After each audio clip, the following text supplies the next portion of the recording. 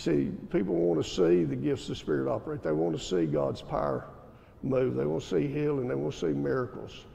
You know, the devil's trying to convince everybody, oh, you don't chase miracles. No, they chase you. Now, I just shot that lie of the devil down. They chase you. And if they're not chasing you, you're not doing what you're supposed to be doing. I'll just be honest with you. I'm not saying that to get on to you, make you mad or anything, but the truth is the truth. Everybody in here ought to be able to say, I prayed for people and seen God do things for them.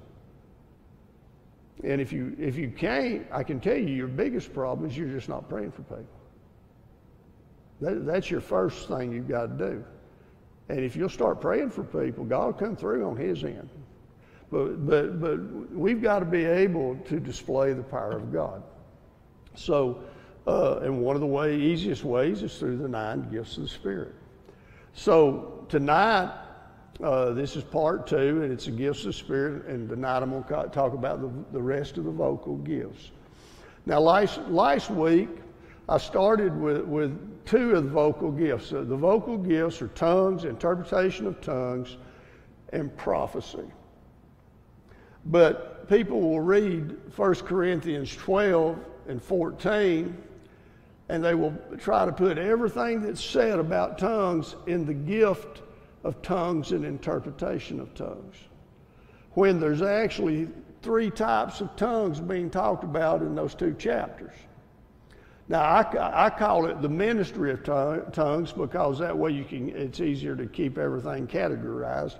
But there's actually 4 tongues that's in the Bible. You have got the gifts of the Spirit in tongues, which is tongues and interpretation of tongues. You have your heavenly prayer language, okay, and that is to edify you, to build you up, not the church, where tongues and interpretation of tongues build the church up. Then you have, and I've called it praise and worship, I'm going to start calling it your singing tongue.